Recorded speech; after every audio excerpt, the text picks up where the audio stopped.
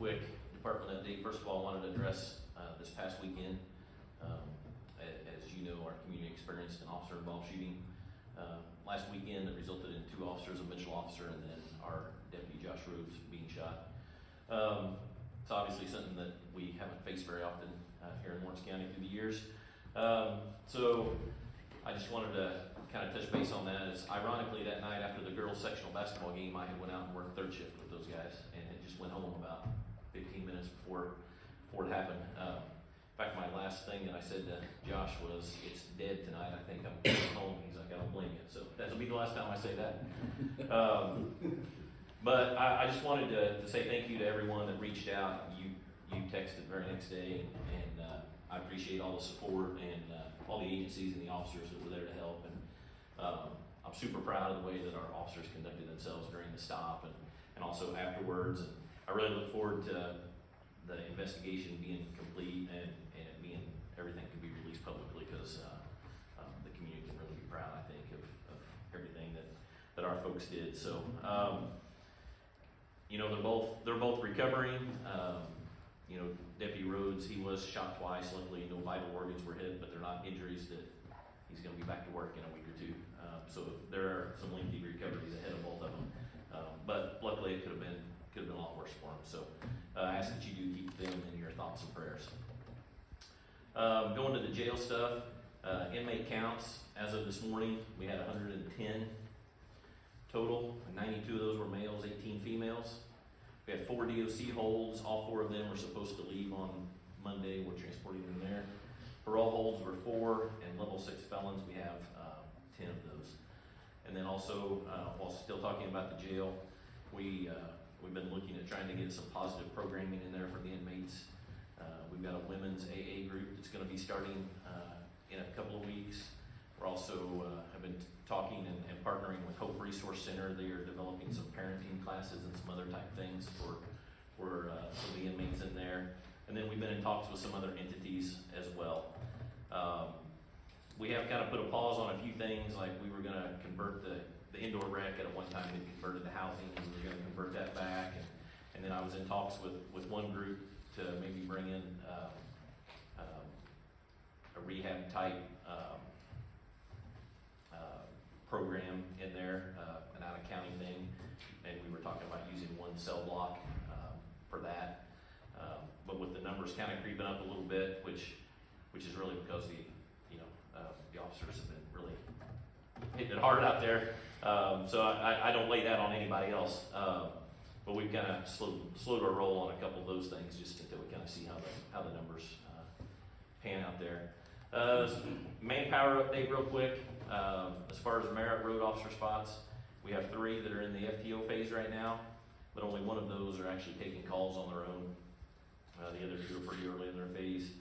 We've also got obviously 2 officers on administrative leave due to the shooting.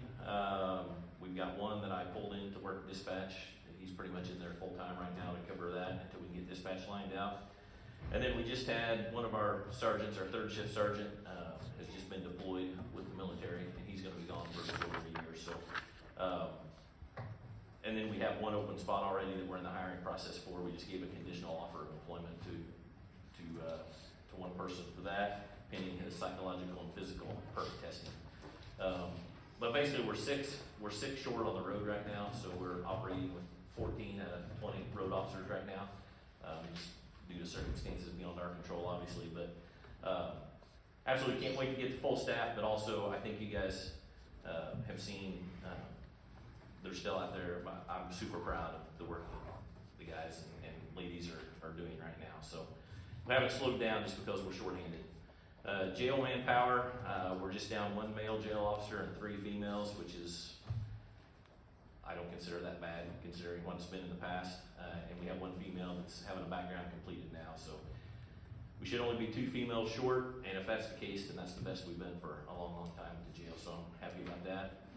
And then dispatch, as you know, I started with 6 dispatchers, supposed to have 11, and we have worked what seems like daily on this. As of last Wednesday, February 8th at 6 a.m., we were fully staffed with 11 dispatchers for the first time in 2 or 3 years. for 5 hours and 5 minutes until one of them decided it wasn't for them and they quit. But for 5 hours, we were fully staffed. And then, of course, Amy, our supervisor, tomorrow's her last day, which we knew was coming, and then kind of took me by surprise. Our second most senior person, he just put his 2 weeks notice in because he's taking a job at Bedford Dispatch for more money with a lot less call volume. So for 5 hours, we had 11, and now basically we're down to 8. But we're already interviewing some people, and I really do. My goal is still to have that fully staffed and operational by the end of April, and I do think that we're gonna get there. So, but I am looking forward to being able to come in here one of these days and not talk about staffing shortages. But and then real quick, court security. The courthouse security entrance out here is progressing. We're kind of waiting on IT to get some things moved and installed, and then we'll get some things rearranged there. But we're getting real close to seeing that come to fruition. They've been testing like the emergency button in Superior Court 1, Superior Court 2, and some other places, and they found some issues as far as it reporting back to their radios and stuff. So we've got ECS coming in to look at some of that, and then they've already fixed some things. We have got really good feedback from the judges and office staff on the increased security presence. Brent, since he's taken it over, they make some rounds and they go visit it, stop in at the courthouses and or courtrooms and things, and do more than just standing at the door. So got good feedback on that. And then on February 24th, Chief Deputy Seidel is giving a personal safety presentation to all county employees and all the courtrooms, basically talking about walking in and out of work and different things like that, just on a personal safety level. So that's kind of the status of things. That's really all I've got, unless you guys have anything. We got a contract with your name in here. Oh, yeah. I need to look at. Okay.